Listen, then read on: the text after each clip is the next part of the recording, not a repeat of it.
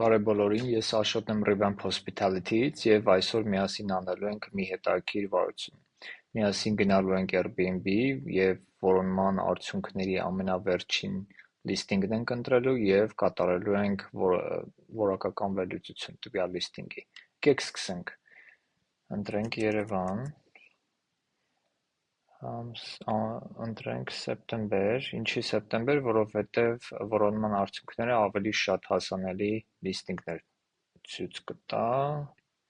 և գնանք ամենավերջին էջը։ Ամենավերջին էջի,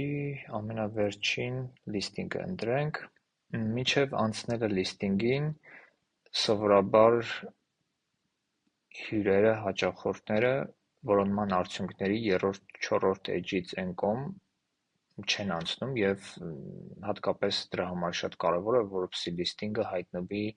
առաջին երրորդից չորրորդ էջերում առնվազն, որպեսզի ապահովի բավարար չափով ամրագրումներ։ Հիմա եկեք նայենք այս լիստինգը։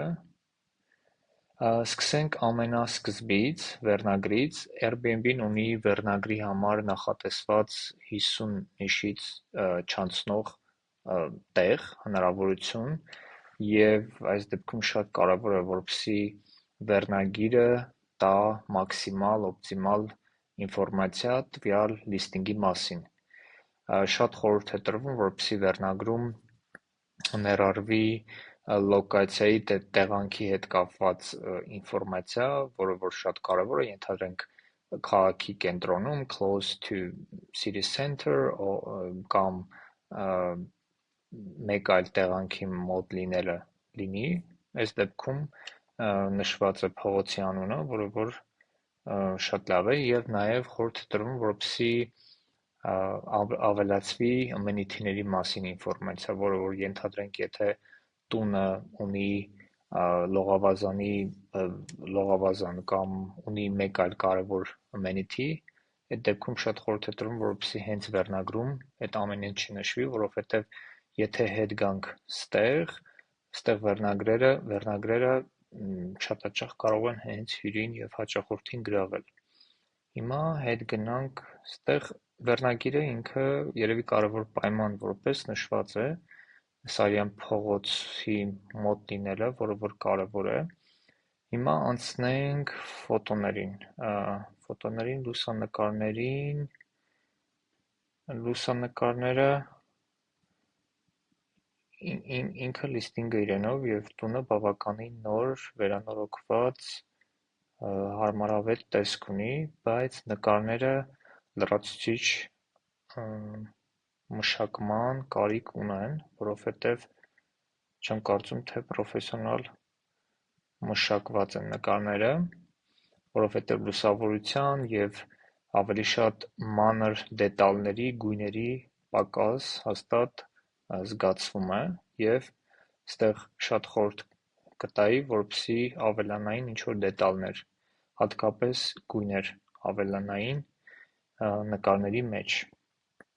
Ստեղ կարևոր է, որպեսզի անցնենք նկարագրությանը, տեսեք, ստեղ նկարագրությունը ըստ էության մի տողով նկարագրություն է, Airbnb-ն ունի նկարագրության կարճ և երկար տարբերակներ, կարճ տարբերակը մինչև 500 նիշ տարբերակն է, իսկ երկար տարբերակում մինչև 1000 նիշ կարողանում ես նկարագրել, շատ ցանկալի կլինի, որպեսզի նկարագրության հատվածը, թե կարճ հատվածը, թե երկար հատվածը մաքսիմալ օգտագործվի և մաքսիմալ պատմեք նկարագրության մեջ գույքի առավելությունների մասին, այսինքն այս հատվածը շատ կարևոր է, որպեսզի լրացված լինի լիովին, ամբողջովին։ Հիմա անցնենք amenity-ներին։ Ստեղ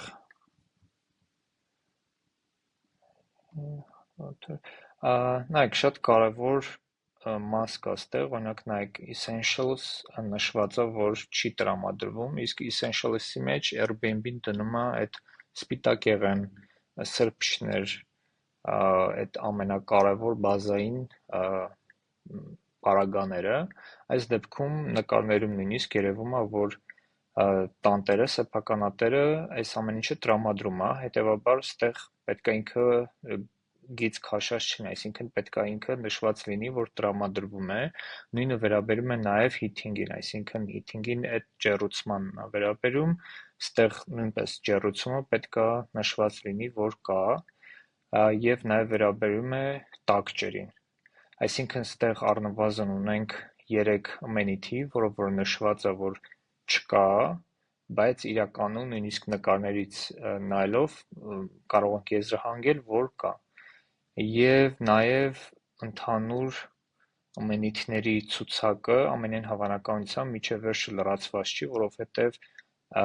տվյալ գույքը, թեկուզ հենց նկարներից եզրակացնելով, բավականին շատ ավելի շատ լայն ցուցակ ունի ամենիթների։ Ստեղ համենայն դեպս իմ կարծիքով նշված չի բոլորը, եւ այս 3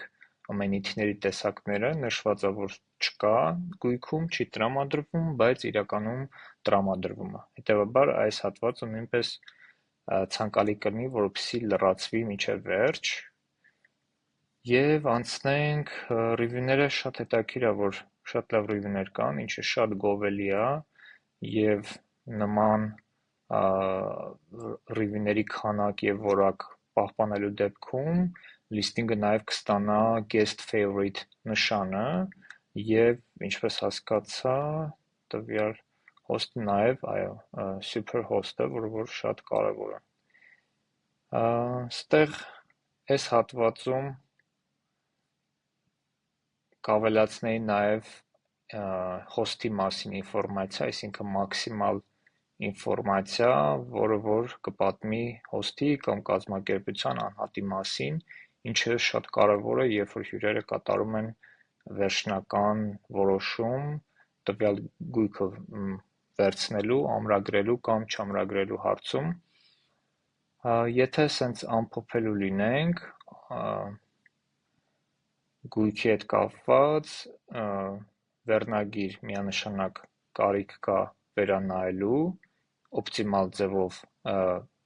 իրան վերաշարադրելու, նկարները կարիք ունեն դետալներ ավելացնելու գույներ եւ պրոֆեսիոնալ նկարելու, ստեղ նկարագրության մեջ մաքսիմալ օգտագործվի տվյալ հատվածը նկարագրության եւ կարճ նկարագրության եւ երկար, որպեսզի գույքի մասին ավելի շատ ինֆորմացիա լինի, որովհետեւ մի տողով նշվածը ամենայն դեպս հերիք չի գույքի մասին ճիշտ պատկերացում կազմելու եւ որոշում կայացնելու մեզ պետք է այս գույքը, թե չէ։ Երրորդ տեղում այս ամենիթների ցուցակը վերջնական լրացնելու, այսինքն շատացնելու, ստեղ ամենայն դեպս շատ ամենիթների տեսակ կա, որ ես բան չեմ տեսնում, եւ այս մի քանի ամենիթները, որ նշված է, որ չի տրամադրվում, ամենայն դեպս դրանք էլ ուղղելու, ինչպես նաև վերջում ավելացնելու հոստի մասին ավելի շատ ինֆորմացիա։ Ստեղ ռիվյուները շատ լավն են, հուսով եմ սեփականատերը հոստը կպահպանի այս թրենդը լավ ռիվյուների եւ շատ ռիվյուներ կստանա։ Շնորհակալություն, որ մինչև վերջ նայեցիք այս վիդեոն, մեկնաբանեք, բաժանորդագրվեք եւ եթե ուզում եք, որ հենց ձեր լիստինգը անցնի այսպիսի որակական վերլուծություն, խնդրում եմ տեղյակ պահել։ Շնորհակալություն, մինչ նոր հանդիպում։